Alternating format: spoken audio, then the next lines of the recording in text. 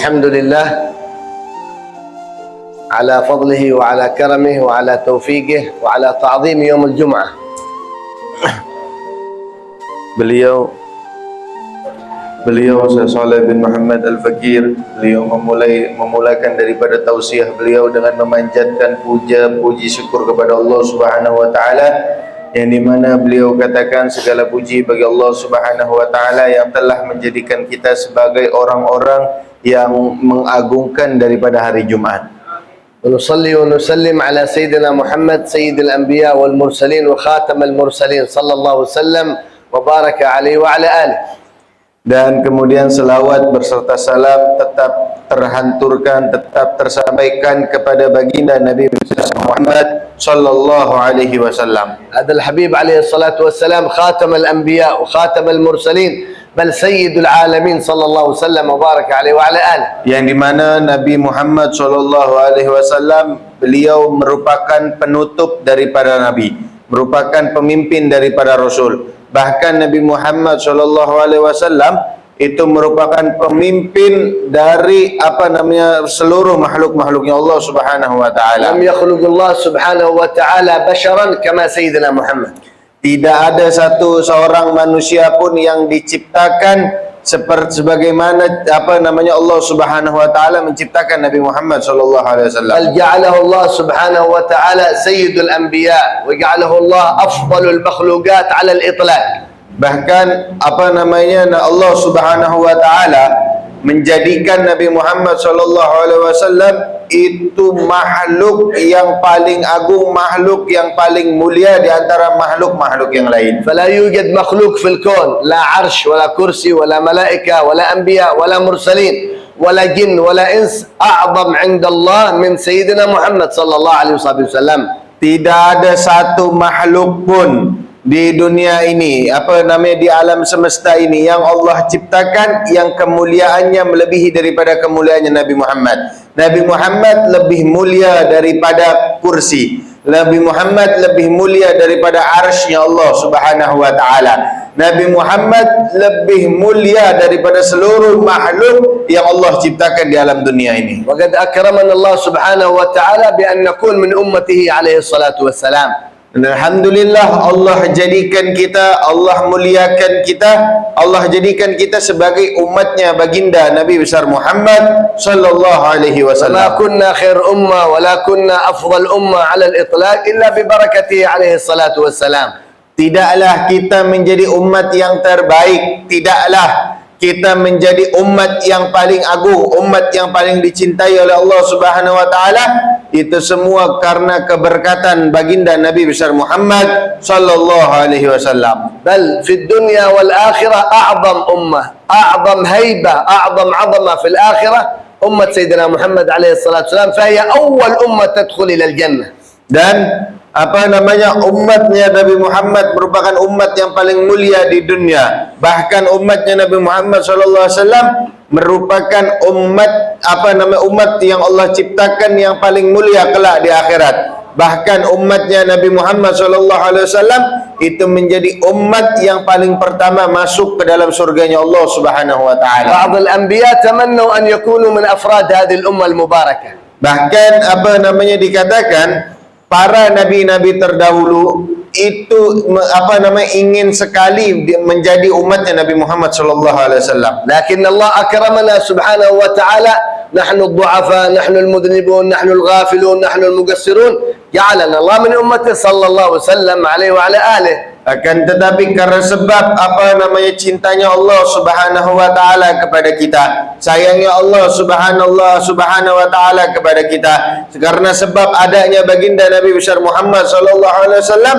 Allah jadikan kita yang penuh dengan dosa ini, yang penuh dengan kekurangan ini, Allah jadikan kita tanpa kita minta sedikit pun, Allah jadikan kita, Allah muliakan kita menjadi umatnya Nabi Muhammad sallallahu alaihi wasallam, umat yang paling agung. فليشكر الإنسان الله تعالى أن جعله من أمة النبي محمد وأن جعله من أتباع سيدنا محمد صلى الله عليه وسلم وبارك عليه وعلى آله. Oleh kerana sebab itu, wajib untuk kita, hendaklah kita bersyukur kepada Allah Subhanahu wa taala kerana Allah Subhanahu wa taala telah menjadikan kita sebagai umatnya Nabi Muhammad sallallahu alaihi wasallam. وهذه النعمة المباركة نعمة كبيرة تحتاج مننا إلى شكر، تحتاج مننا إلى تعظيم، إلى حمد لله سبحانه جل في علاه. Yang dimana nikmat yang besar ini, nikmat yang agung ini haruslah dibarengi dengan rasa syukur agar apa? Agar kita senantiasa merasakan nikmat ini. Nikmat menjadi umatnya Nabi Muhammad sallallahu alaihi wasallam. ومن شكر هذه النعمة تعظيم هذا اليوم المبارك يوم الجمعة. Dan daripada bentuk pengagungan kita, bentuk rasa syukur kita kepada Allah Subhanahu wa taala, kita dijadikan sebagai umatnya Nabi Muhammad SAW, salah satunya adalah apa? Dengan cara kita mengagungkan syiarnya Allah Subhanahu wa taala, dengan cara kita mengagungkan daripada hari Jumat, hari yang dimuliakan oleh Allah Subhanahu wa taala. هذا اليوم المبارك جعله الله سيد الأنبياء وعيد الفقراء والمساكين. Yang dimana hari Jumat ini merupakan hari sebagai pemimpin sebagai penghulu daripada hari-hari yang lain. Hari Jumat dikatakan sebagai hari rayanya bagi orang-orang fakir. وهذا اليوم المبارك يعتق الله سبحانه وتعالى فيه في بعض الروايات 600,000 عتيق من النار، وفي بعض الروايات كل يوم جمعة 1,000,000 عتيق من النار. هؤلاء العتقاء من النار قد سجلت أسماءهم أنهم يدخلون النار، لكن بسبب يوم الجمعة وتعظيمهم ليوم الجمعة بدل الله أسماءهم إلى أهل الجنة. Yang dimana dijelaskan di dalam satu riwayat bahwasanya hari Jumat adalah hari di mana Allah Subhanahu wa taala membebaskan para hamba-hambanya yang telah Allah tetapkan masuk ke dalam neraka Allah Subhanahu wa taala. Sebanyak berapa? Sebanyak 600,000 orang. Di dalam satu riwayat lagi ada yang mengatakan sebanyak 1 juta orang. Jadi apabila setiap orang tu sudah ditetapkan Fulan ibn Fulan misalkan masuk ke dalam nerakanya Allah Subhanahu wa taala. Akan tetapi karena sebab dia memuliakan hari Jumat, Allah bebaskan, Allah cabut daripada ketetapan itu, Allah jadikan dia masuk ke dalam surganya Allah Subhanahu wa taala. هذا اليوم المبارك يحتاج إلى كل مسلم أن يعظمه، أن يبجله، أن يجعل في عقله ترتيب خاص لهذا اليوم المبارك. Oleh karena sebab itu wajib bagi seorang mukmin, hendaklah seorang mukmin itu mengagungkan takzim kepada kepada hari Jumat ini. كيف تعظيم هذا اليوم؟ Macam mana cara kita takzim kepada hari Jumat ini? هذا اليوم ليس لكثرة النوم، هذا اليوم ليس لكثرة النزهة والتنزه، هذا اليوم ليس لكثرة اللعب، هذا اليوم للاستقامة مع الله، العبادة مع الله سبحانه جل جلاله وتعالى عظمته. Yang dimana hari Jumat ini merupakan hari yang mulia. Hari Jumat ini bukan hari untuk kita memperbanyak daripada tidur kita. Hari Jumat bukan hari untuk kita memperbanyak daripada daripada bermainnya kita. Akan tetapi hari Jumat adalah hari yang hendaklah kita gunakan untuk memperbanyak ibadat kepada Allah Subhanahu wa taala. هذا اليوم المبارك تكثر فيه الصلاة على النبي محمد صلى الله عليه وسلم عليه وعلى آله. Yang dimana hari Jumat ini merupakan hari di mana kita dianjurkan memperbanyak membaca salawat kepada baginda Nabi besar Muhammad sallallahu alaihi wasallam. صلى الله وسلم عليه وعلى آله. إن من أفضل أيامكم يوم الجمعة فأكثروا علي من الصلاة. Sebagaimana disabdakan oleh baginda Nabi besar Muhammad sallallahu alaihi wasallam, kata Nabi Muhammad SAW, sesungguhnya hari-hari yang paling mulia di antara kalian adalah hari Jumat. Maka hendaklah kalian memperbanyak bersalawat kepadaku pada hari Jumat. لذلك ينبغي للإنسان أن يكثر من الصلاة على النبي محمد، وهي هذه الصلاة على النبي محمد من أفضل الأعمال في هذا الزمان، من أفضل القربات إلى الله في هذا الزمن، زمن آخر الزمن، زمن الفتنة. Yang dimana bersalawat kepada baginda Nabi besar Muhammad sallallahu alaihi wasallam itu merupakan merupakan ibadat yang paling utama, amalan yang paling utama di sisi Allah Subhanahu wa taala pada akhir zaman seperti ini. من صابه الهم، من صابه المشاكل فليكثر من الصلاة على النبي محمد فإنها أفضل دواء. Barang sesiapa yang tertimpa daripada kegundahan, kegundahan, hatinya tak tenang, perkara dunia dan lain sebagainya macamnya, maka hendaklah dia memperbanyak membaca salawat kepada baginda Nabi besar Muhammad sallallahu alaihi من wasallam. صابه شيء من مشاكل الدنيا الديون وغيرها من مشاكل الدنيا وهموم الدنيا فالدواء الأعظم والدواء الأكبر الإكثار من الصلاة والسلام على سيدنا محمد صلى الله عليه وسلم عليه وعلى آله. Oleh kerana sebab itu, sebarang siapa yang dia tertimpa musibah, tertimpa ujian seperti itu, hutangnya banyak dan lain sebagainya macamnya, maka hendaklah dia memperbanyak daripada membaca selawat kepada baginda Nabi besar Muhammad sallallahu alaihi wasallam. وهي سبب لقضاء الحاجات. من أراد أن تقضى حاجته، من أراد أن ييسر الله أموره، أن تكثر فلوسه وماله، فليكثر ويشتغل وقته بالصلاة على النبي محمد صلى الله عليه وسلم عليه وعلى آله. Barang sesiapa yang dia nak Allah kabulkan segala hajatnya. Misalkan kita banyak hajat seperti itu, maka hendaklah kita memperbanyak membaca salawat kepada baginda Nabi besar Muhammad sallallahu alaihi wasallam. ليس فيها تعب، ليس فيها شيء من الإرهاق والتعب. أنت في سيارتك لسانك تشتغل بالصلاة على النبي محمد، أنت تسوق المتر لسانك تشتغل بالصلاة على النبي محمد. في كل وقت اجعل وقتك كله صلاة على النبي محمد صلى الله عليه وسلم وبارك عليه وعلى آله. Yang di mana membaca salawat kepada baginda Nabi besar Muhammad sallallahu alaihi wasallam bukanlah perihal yang susah, bukanlah halan yang susah. Ketika kalian sedang berada di dalam kereta kalian, bacalah salawat kepada Nabi Muhammad. Ketika kalian di atas motor kalian, bacalah salawat kepada Nabi Muhammad. Ketika kalian sedang kerja, ketika kalian sedang di pasar, bacalah salawat kepada baginda Nabi besar Muhammad sallallahu alaihi wasallam. إن الصلاة على النبي محمد سبب لشفاعة النبي محمد يوم القيامة. Membaca selawat kepada baginda Nabi besar Muhammad sallallahu alaihi wasallam merupakan sebab terbesar kita mendapatkan syafaat daripada Nabi Muhammad sallallahu alaihi wasallam. 10 صلوات في الصباح و10 صلوات قبل المغرب تدرك شفاعة النبي محمد صلى الله عليه وسلم عليه وعلى Yang آله. di mana dikatakan barang siapa yang istiqamah membaca selawat kepada baginda Nabi besar Muhammad sallallahu alaihi wasallam 10 kali saja di pagi hari, kemudian 10 kali di petang hari seperti itu, maka Allah Subhanahu wa taala akan memberikan syafaatnya Nabi Muhammad sallallahu alaihi wasallam kepada orang tersebut. و100 مرة إذا تصلي على النبي محمد في اليوم والليلة 24 ساعة 100 مرة، ما تستغرق 5 دقائق. 100 مرة 30 حاجة من حاجات الدنيا تقضى لك إذا استقمت على هذه الصلاة 100 مرة، و40 حاجة من حاجات الآخرة. Yang dimana dikatakan di dalam riwayat yang lain, barang siapa yang suka, yang senantiasa membaca salawat kepada Nabi Muhammad sallallahu alaihi wasallam di setiap harinya, selama 24 jam, dia membaca salawat kepada Nabi Muhammad SAW 100 kali saja. Yang dimana kita membaca salawat kepada Nabi Muhammad sebanyak 100 kali, itu tidak sampai pun waktu, sampai 5 waktu pun. Paling cuma 5 menit pun tak sampai kita baca salawat 100 kali kepada Nabi Muhammad.